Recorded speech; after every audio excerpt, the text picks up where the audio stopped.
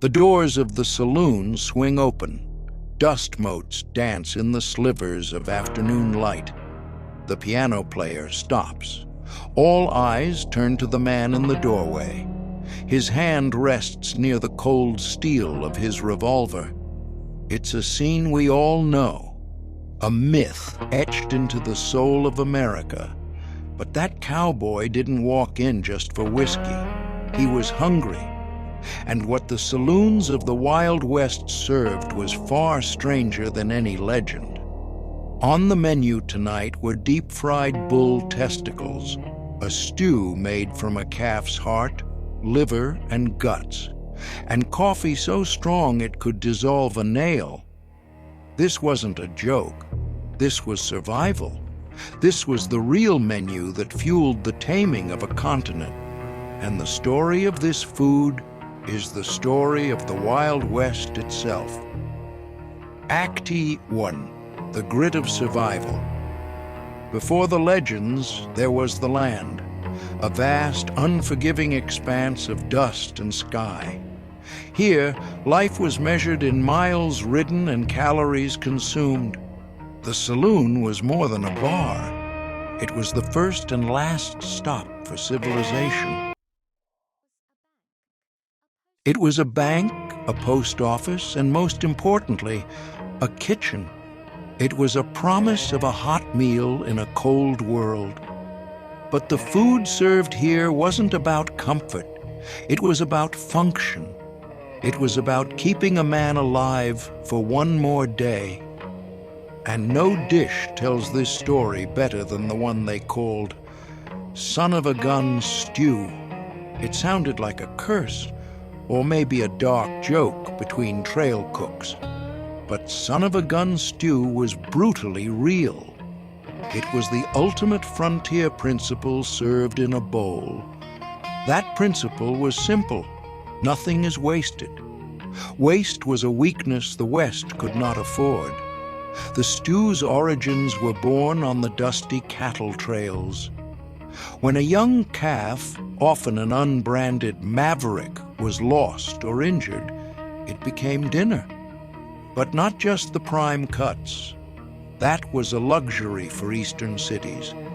On the trail, every single part of the animal was honored. This was a matter of respect, but more so of necessity. The cowboys called the mix of organs the pluck. It was the heart for courage, the liver for fortitude, the tripe, the marrow gut, the sweetbreads, even the brain, which added a creamy, rich texture. All of it went into a giant cast-iron pot. It simmered for hours over a low fire. The broth was thick, dark, and heavy with black pepper. Potatoes and wild onions were thrown in to add substance. If the cook was lucky, he'd find wild herbs to cut the gamey taste. In cattle towns, from Dodge City to Abilene, this stew became a saloon staple. It was cheap for the owner to make. It was packed with calories for the trail-weary rider. And for some, eating it was a rite of passage. A man's toughness wasn't measured by his quick draw alone. It was measured by his ability to finish a bowl of son-of-a-gun stew, to look into the murky depths of that bowl, to accept the mystery of what lay within, and to eat it without asking questions, because in the West you didn't ask, you just ate, and you were grateful for it. If the stew was the soul of the trail, sourdough was its backbone. Long before packaged yeast, there was the starter, a living, breathing culture of wild yeast and bacteria. It was a bubbling, tangy, precious thing. Chuck wagon cooks and saloon chefs guarded their starters like gold. Some claimed their starters had crossed the plains in covered wagons, passed down from one generation to the next. A starter was a cook's reputation. It was his legacy in a tin can or a wooden keg. Many cowboys carried their own personal starter, tied to their saddlebags in a small tin. It was a living companion on a lonely journey. From this starter came the flapjacks. These weren't the light, fluffy pancakes of a modern diner. These were survival discs. The batter was brutally simple: flour, water, salt, and a scoop of the sourdough starter. No sugar, no eggs, no milk. They were fried in a hot skillet slick with bacon grease. The edges turned crispy and brown. The inside remained dense and chewy. The flavor was distinctly sour, a tang that came from weeks or even months of fermentation. Saloon owners served them day and night. A stack of 3 was a meal. They came with a drizzle of dark molasses if you were lucky. Sometimes just a spoonful of pork drippings for flavor. If the saloon was near a rail line, you might get canned fruit. That was a luxury worth writing home about. Cowboys called them sinkers because they hit your stomach like a rock, and they stayed there. That was the entire point. They were frontier fuel. Carbohydrates meant to carry you through a blizzard or a gunfight. The simple act of eating a hot flapjack in a warm saloon. It was a moment of profound peace, a brief truce in the war against the wilderness. And then there were the beans. No dish is more synonymous with the cowboy. But this wasn't just a cliché. It was the bedrock of the frontier diet. A plate of fried salt pork and beans was served in nearly every saloon west of the Mississippi. Refrigeration was a distant dream. Meat had to be preserved. Salt pork was the answer. Fatty cuts of pork were cured in a heavy brine of salt. They could last for months in a barrel, unaffected by the heat or the cold. In the saloon kitchen, the cook would slice it thick. He'd fry it in a cast-iron skillet. The fat would render out, sizzling and popping. The pork would turn brown and incredibly crisp. Meanwhile, a pot of beans was always simmering. Pinto or navy beans, boiled for hours over a low fire.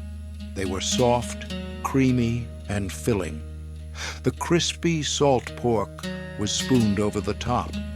Its rendered fat coated every single bean. Sometimes molasses was added for a touch of sweetness, or onions for a savory bite.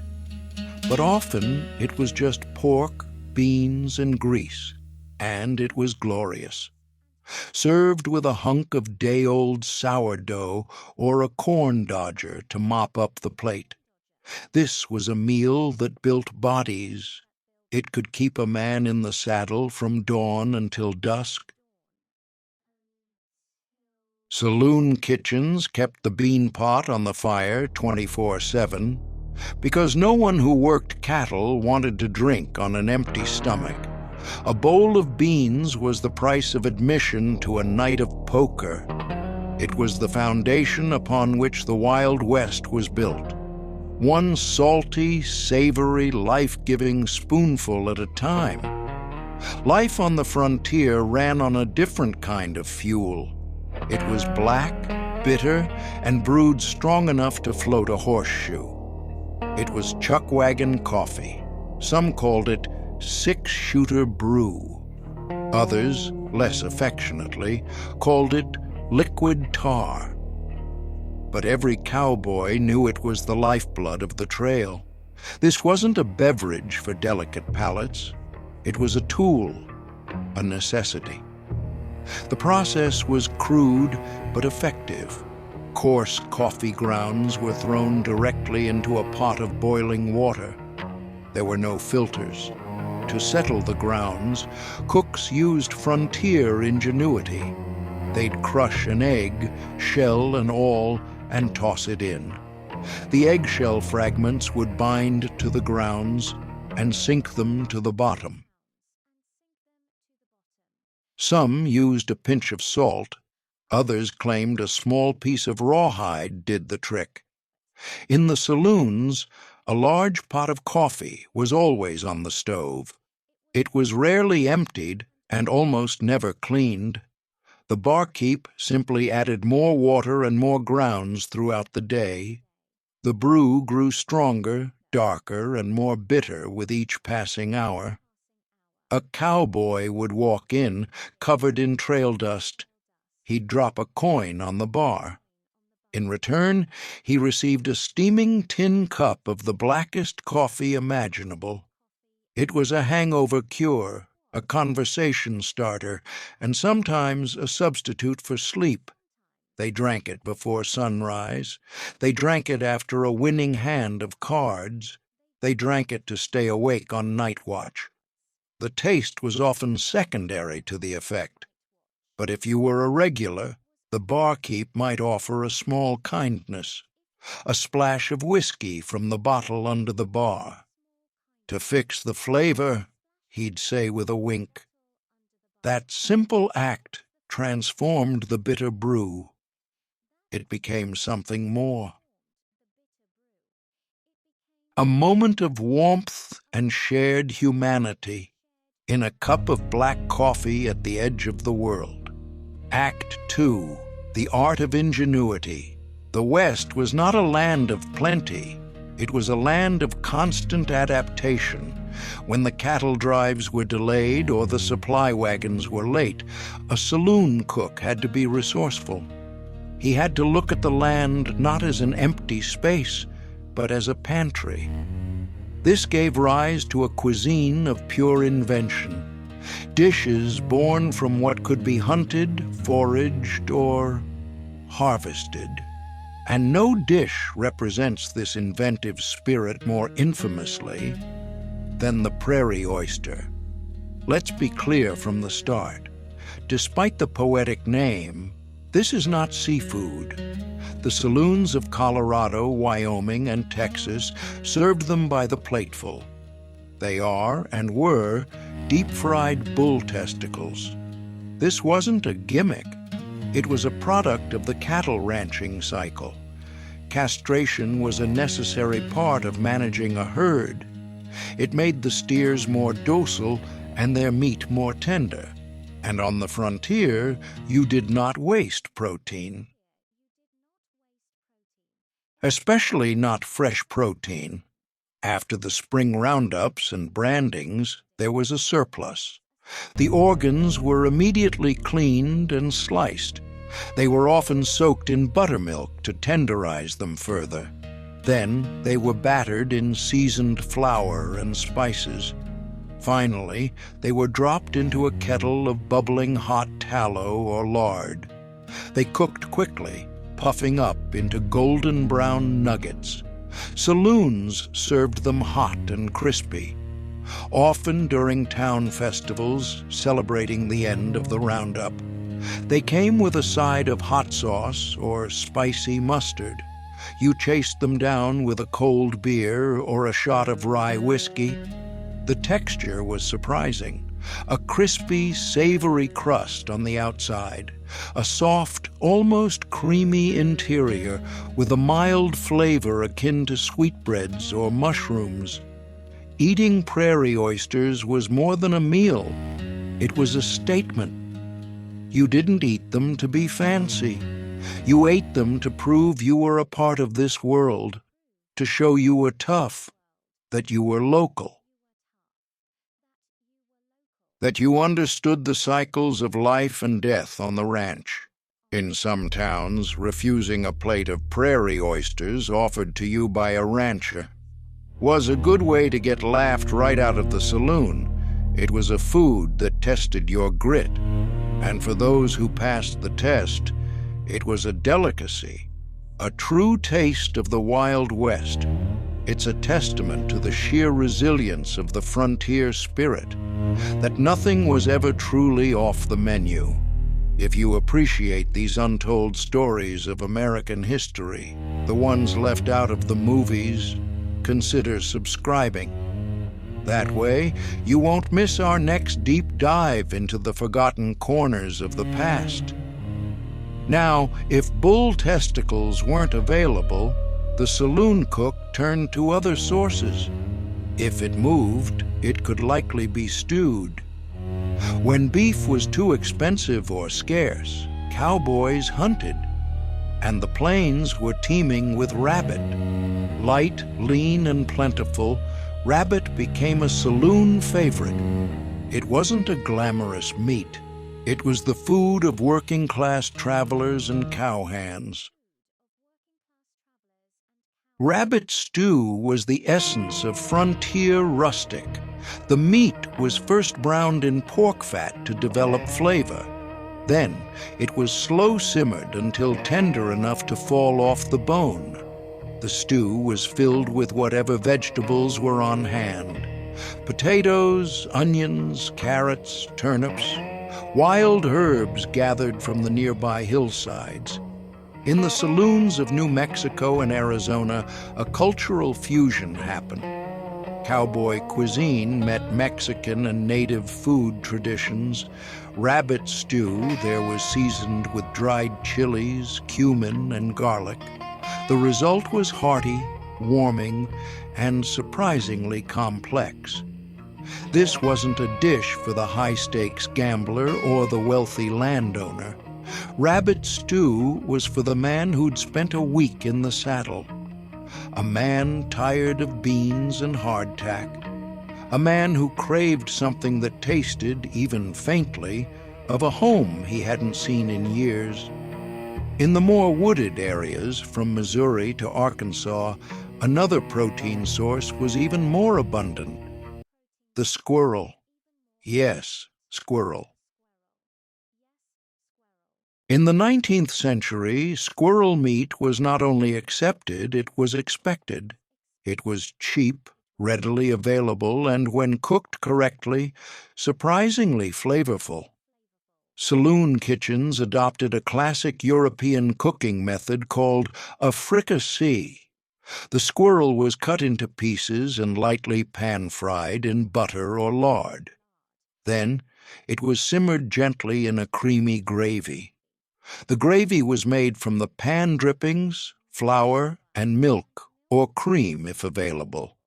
The result was incredibly tender meat in a rich, peppery sauce. It was almost always served over fresh-baked biscuits or crumbly cornbread. This wasn't a dish advertised on a sign out front. It was a local secret, something you only knew to ask for if you were from the area. Squirrel fricassee was proof that saloons weren't just whiskey halls. They were community kitchens. They fed the people who knew how to live off the land, people who understood how to make a feast from whatever the trees provided. The cowboy didn't always have access to yeast for baking, but he almost always had cornmeal, and that was enough. Corn dodgers were the simple, rugged biscuits of the frontier. The recipe was minimalist: cornmeal, boiling water, a pinch of salt, and maybe a spoonful of bacon drippings for flavor and cohesion. The mixture was formed by hand into dense, oval patties. They were fried in a skillet until a crisp crust formed, or baked on hot rocks near the campfire. In saloons, they were a staple side dish, served alongside a bowl of stew or a plate of beans. Sometimes a cook would serve them warm with a dollop of molasses. The texture was gritty, the flavor smoky and slightly sweet from the corn. They weren't light or fluffy, they were substantial, and they had an incredible shelf life. A cowboy could wrap a few corn dodgers in a cloth, keep them in his saddlebag for days. They wouldn't spoil. They were a reliable source of energy on the trail. In the saloon, they were a humble piece of the meal. But to the cowboy, they were a taste of self-sufficiency, a reminder of hunger met with nothing more than corn, water, and fire. On the counters of those dusty saloons, you would often see them, large, cloudy glass jars. Inside, pale ovals floated in a murky brine. This wasn't just a movie prop. Pickled eggs were a real and very popular cowboy snack. They were the fast food of the 1870s. Saloon owners made them in huge batches. Hard-boiled eggs were steeped in a brine of vinegar and salt. Spices were added for flavor and preservation. Mustard seed, peppercorns, cloves of garlic. Sometimes beet juice was added, staining the eggs a vibrant purple, or chili peppers for a fiery kick. After soaking for days or even weeks, they were ready. They became sour, salty, spicy bombs of protein. No fork was required. You'd grab one, crack the shell, and eat it on the spot. They were sold for just a few cents. A cheap way to line your stomach before a night of drinking. Some saloons even had happy hour specials. A beer and a pickled egg. Today, it might seem like a strange relic, but imagine you've just ridden for 10 hours. You're tired, thirsty, and have only a few coins in your pocket. That salty, vinegary egg washed down with a cold beer. It was a small, perfect moment of satisfaction. The most basic survival food of all was hardtack. It was known by many names: tooth dullers, molar crackers, sheet iron. It was an unleavened biscuit made from flour, water, and salt, baked until it was as hard and dry as a piece of wood. Hardtack was designed to last for years, not days. It was a staple of army life and long frontier journeys. Eating it dry was a challenge, a miserable one, but saloon cooks knew how to make it palatable. They would take the rock-hard biscuits and soak them in water, in broth, or even in coffee. Once softened, the hardtack was smothered in hot gravy. This was usually a simple pan gravy, made from salt pork drippings, flour, and black pepper. Chopped onions or bits of bacon might be added for extra flavor. For a cowboy who'd spent a week chewing on dry rations, this dish was a taste of pure luxury. It was warm, it was filling, and once drenched in that savory gravy, it was almost comforting. This single dish tells the entire story of frontier cuisine. Make do with what you have, waste absolutely nothing, and never ever underestimate the transformative power of a good pan of grease. Act 3. The taste of civilization. The West was changing. The screech of a steam locomotive began to replace the lonesome howl of the coyote. Rail lines stretched across the plains like iron veins. They brought supplies, they brought mail, and they brought people. Towns grew from dusty outposts into bustling centers of commerce, and the saloon changed with them. It was still a place for cowboys and prospectors.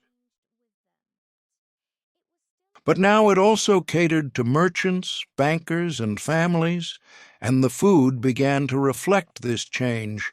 It started to offer not just survival, but comfort, not just fuel, but flavor, and sometimes even a touch of status. In the early years, before the great cattle ranches dominated the landscape, the true king of the plains was the buffalo. American bison roamed in herds that numbered in the millions. They were the foundation of life for the Plains Indian tribes, and for a time they were the centerpiece of the frontier feast. Saloons, especially those near hunting camps or railheads, served roasted buffalo. It was considered a premium dish. The meat was leaner and darker than beef. Its flavor was richer, more complex, almost like venison. Large cuts, like the prized hump roast, were cooked slowly, roasted over open flame pits or in large cast-iron ovens, basted with their own fat, seasoned simply with salt and pepper. The result was incredibly tender and flavorful. It was sliced thin and served with pan gravy and roasted potatoes. In the booming mining towns, a plate of buffalo roast could cost a pretty penny. It was a status meal, a dish you ordered to celebrate a lucky strike or a big poker win. It was a taste of the wild, untamed spirit of the land itself. Tragically, the popularity of this dish was part of a larger story. The insatiable demand from the East for hides and for meat helped drive the mighty buffalo to the very brink of extinction. But for a fleeting moment in history, the roast buffalo was the ultimate saloon delicacy, a symbol of the awesome and fragile abundance of the American West. As towns grew, so did the longing for the simple comforts of home. For cowboys raised in the South, one taste could transport them back to their childhood: biscuits and molasses. This was a dish of profound simplicity. The biscuits were made from flour, lard, and buttermilk or sour milk. They were baked quickly in a Dutch oven nestled in hot coals. They came out with a crispy, golden-brown crust and a soft, flaky interior. Saloon kitchens kept a steady supply, warm and ready. On top, a generous pour of molasses. Thick, dark, and bittersweet, it was the frontier's syrup. This wasn't just a treat. It was a quick dose of sugar and carbs, a burst of energy for a man facing a long ride. Saloons served it as a cheap breakfast, or as a simple dessert when fresh fruit wasn't an option.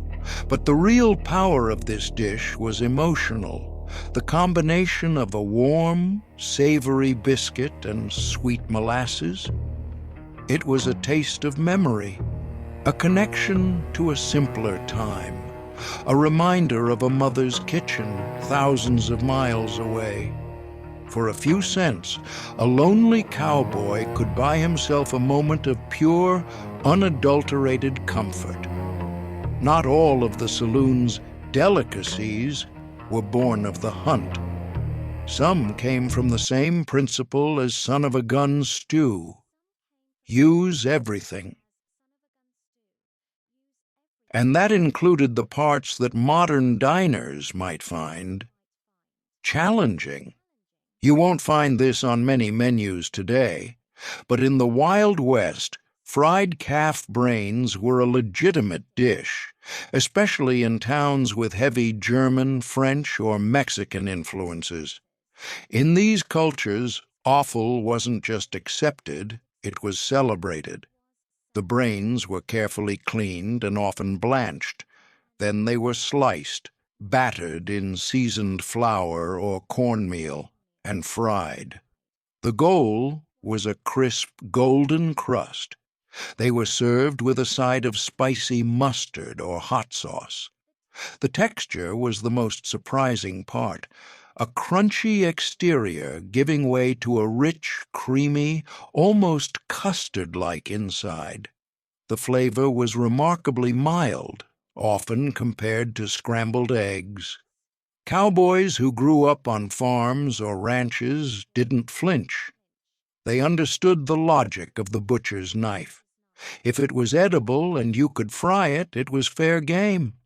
Some saloons even offered a brain breakfast. Fried brains served alongside eggs and toast. It may sound shocking to our modern sensibilities, but back then it was just smart, efficient cooking, a way to turn a byproduct into a profitable and surprisingly tasty meal. The railroad didn't just bring people, it brought new ingredients, and it brought new ideas about what a meal could be.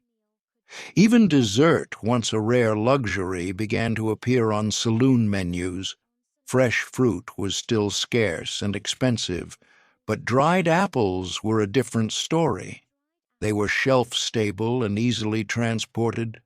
Saloon cooks would soak the shriveled apple slices in water to rehydrate them. Then they'd stew them with sugar, cinnamon, and nutmeg. The pie crusts were utilitarian, made from flour, lard, and water. No butter. Rolled thick and sturdy, designed to hold up in a cast-iron skillet or a Dutch oven. These weren't delicate, flaky pastries. They were dense, rustic, and built to satisfy a powerful hunger. But one bite of that sweet, spicy, stewed apple filling, it was a revelation. It reminded men of autumn harvests and orchards they hadn't seen in years.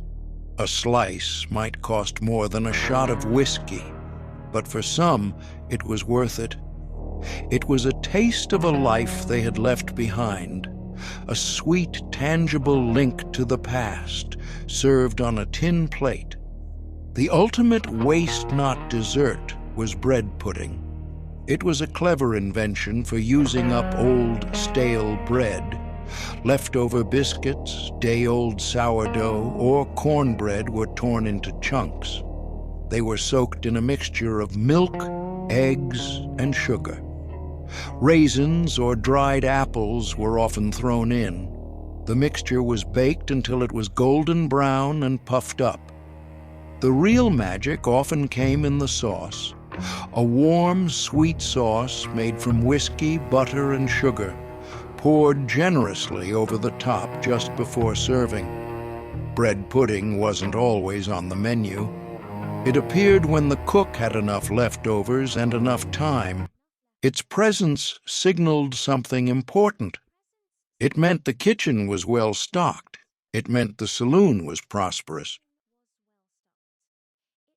It was slow food in a fast world, a dish that required forethought and a bit of care. For a traveler who'd been eating beans and jerky for weeks, a bowl of warm, whiskey-soaked bread pudding felt like an act of profound kindness.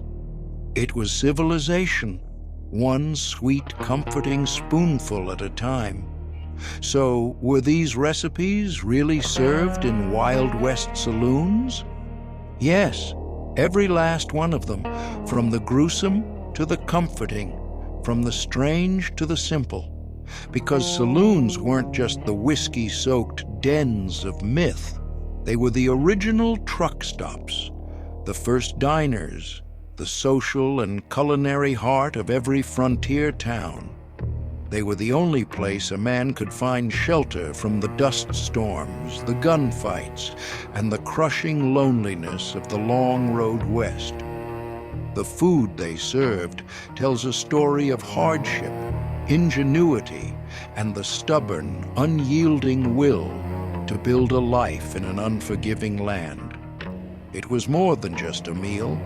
It was the fuel of an empire, the taste of manifest destiny. The gritty, savory, and sometimes shocking flavor of history itself. Which of these dishes would you dare to try?